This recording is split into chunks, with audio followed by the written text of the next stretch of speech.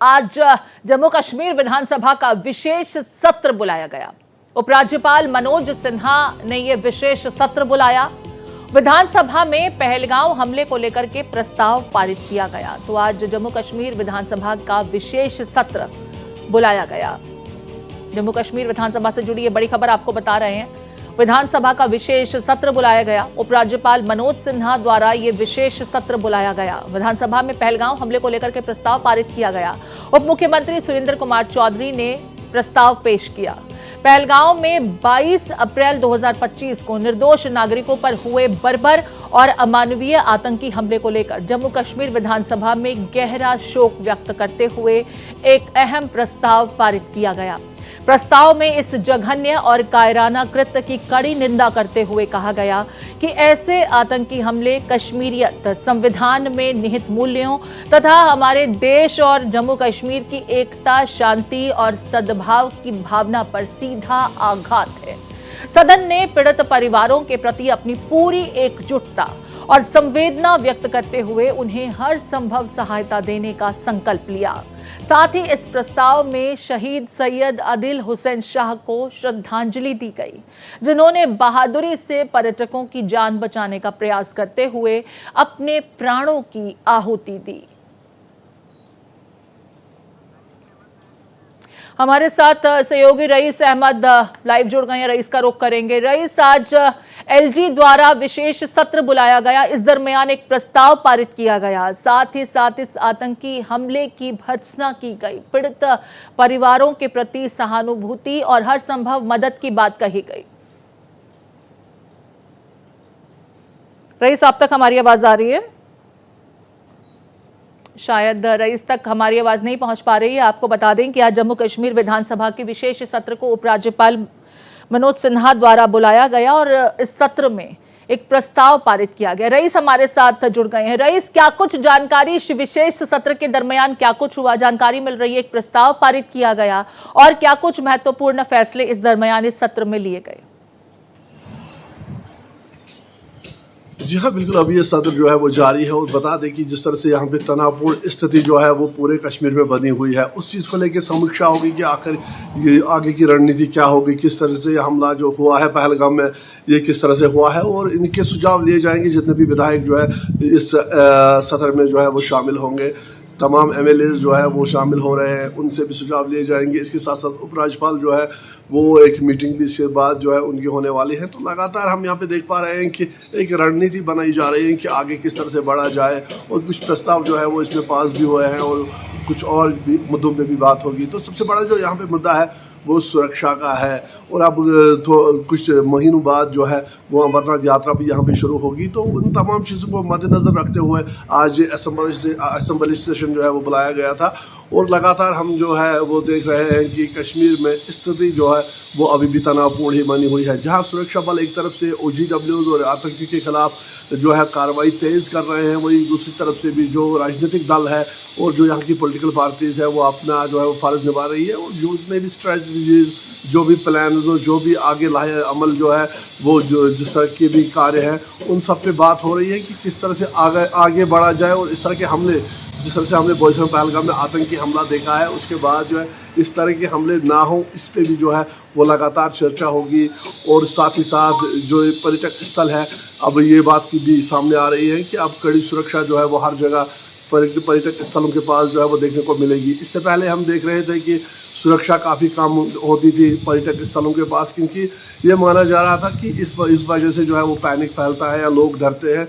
लेकिन अब ये सुनिश्चित किया गया है कि जहाँ पे भी जैसे गुलमर्ग, सोनमर्ग, पहलगाम, दूधपत्री, कुकरनाग, इन जैसे प्लेसेस पे जो है अब अच्छी सुरक्षा जो है वो देखने को मिलेगी, ताकि जो आतंकवादी है वो दोबारा से इस तरह की घटना को अंजाम ना दे। रईस, कुपवाड़ा और पुंछ की अगर बात की जाए तो लगातार सीज फायर का उल्लंघन पाकिस्तान की तरफ से किया जा रहा है। भारत को उकसाने की हर मुमकिन कोशिश पाकिस्तान की तरफ से की जा रही है, जिसका मुंहतोड़ जवाब हमारी सेना दे भी रही है। खास करके LOC के निकट जो इलाके हैं वहां पर किस तरह के हालात बने हुए हैं?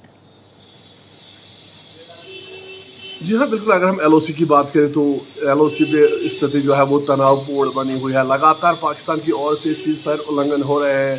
चाहे वो लिपा वैली हो या और भी जो है प्लेसेस हो LOC पे, लगातार पाकिस्तान जो है वो प्रोवोक कर रहा है, उकसाने की हर मुमकिन कोशिश कर रहा है कि ताकि भारतीय सेना जो है वो वापस जवाब दे, लेकिन मुंह तोड़ जवाब उनको जो है उनकी फायरिंग का मिल रहा है। दूसरी तरफ से हम देख रहे हैं कि इंटरनेशनल लेवल पे भी जो है वो पाकिस्तान जो है वो अलग थलग पड़ रहा है, क्योंकि सारे देश जो है वो भारत का समर्थन कर रहे हैं और आतंकवाद को लेके अब बहुत सारे देश जो है वो एकजुट होकर भारत के साथ आ गए हैं। तो ये भी एक प्रेशर है पाकिस्तान पे कि जिस तरह से वो अपने इर्द गिर्द देख रहा है कि जो उनके पड़ोसी जो ममालिक है वो भारत के साथ जा रहे हैं आतंक के खिलाफ, तो उसमें चीन है, रूस है, अमेरिका जैसे बड़े देश है, तो उन्होंने भी साफ कर दिया है कि वो भारत के साथ है इस आतंकवाद को लेके।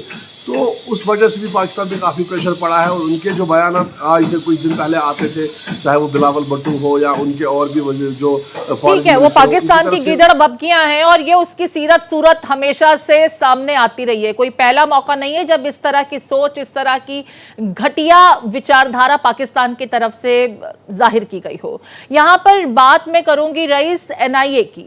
NIA एक अलग केस दर्ज करके पूरे मामले को नए सिरे से इन्वेस्टिगेट कर रही है। NIA की टीम पहलगांव भी पहुंची उस मौके पर जहां पर इस पूरे कत्लेआम को अंजाम दिया गया।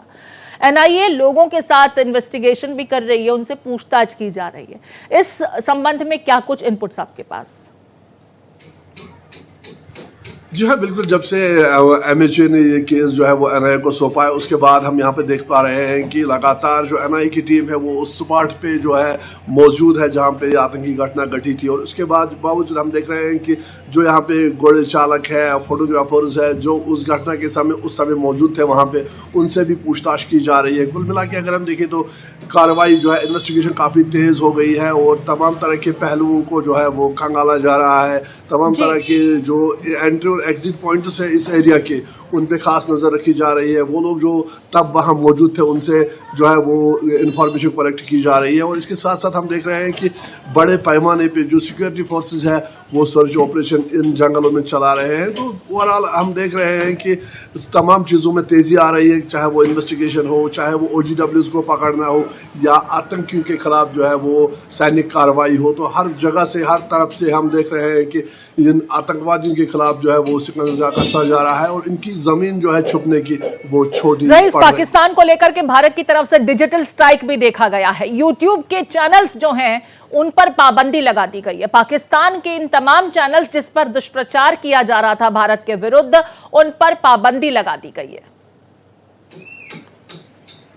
जी हाँ, बिल्कुल। जिस तरह से हम देखते हैं कि एक प्रोपेगेंडा होता है वॉर में, जो है ये एक अहम रोल अदा करता है। अगर कोई वॉर की सिचुएशन हो जाती है और फिर उसमें से गलत इन्फॉर्मेशन को आगे करना है, जिस तरह से वो वहाँ से जो सच्चाई होती है उनकी खबरें उससे काफ़ी कोसों दूर होती है, अपनी मनगढ़ंत खबरें बनाना, फिर वो पब्लिक के सामने पेश करना, और ख़ास तौर पे ग्लोबल लेवल पे वो अक्सर ऐसा ही करते आए हैं। लेकिन दूसरी तरफ से भारत सरकार इस चीज़ को अच्छे से जानती है, इसीलिए भारत में इस तरह के चैनल जो है वो बैन हो रहे हैं, ताकि लोग जो है वो मिस इन्फॉर्मेशन से बचे, गलत इन्फॉर्मेशन से बचे, और साथ ही साथ जो ग्राउंड रियलिटी है वो लोगों को पता चले और लोग जो है वो सही चीज़ों को देखें कि जो न्यूज़ रियल होती है, जिस तरह से हम यहाँ पे दिखाते हैं वो चीज़ें लोग देखते हैं। लेकिन पाकिस्तान की ओर से ये कोशिश की जा रही है कि एक प्रोपेगेंडा चलाया जाए जिसमें जो सच्चाई है वो छुप जाए और जो उनका जो असली चेहरा है कहीं ना कहीं उसको ढकने की वो कोशिश कर रहे हैं, जो कि ग्लोबल लेवल पे एक्सपोज हो चुके हैं। और अब उनके पास प्रोपेगेंडा के सिवा इस बयानबाजी के अलावा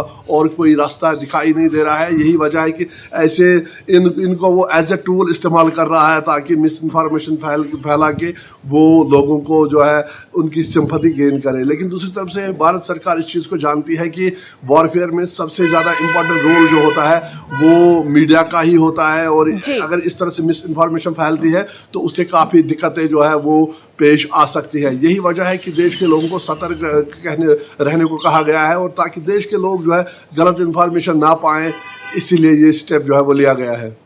रईस, तमाम जानकारियों के लिए आपका बहुत शुक्रिया। तो सहयोगी रईस अहमद जानकारी दे रहे थे आज जम्मू कश्मीर विधानसभा के विशेष सत्र की। इस दरमियान जो इस आतंकी घटना में मारे गए लोग, उन्हें श्रद्धांजलि दी गई। शहीद सैयद आदिल हुसैन शाह को श्रद्धांजलि दी गई, उनकी बहादुरी को लोगों ने याद किया, मौन रखा गया। तमाम तरह की कार्रवाई भी देखने को मिल रही है, एनआईए का एक्शन देखने को मिल रहा है, सैन्य ऑपरेशंस देखने को मिल रहे हैं। कुल मिलाकर के पहलगांव में हुए आतंकी हमले का बदला लेने के लिए एजेंसियां कमर कस के तैयार हैं। अब ये एक्शन किस तरीके से देखने को मिलता है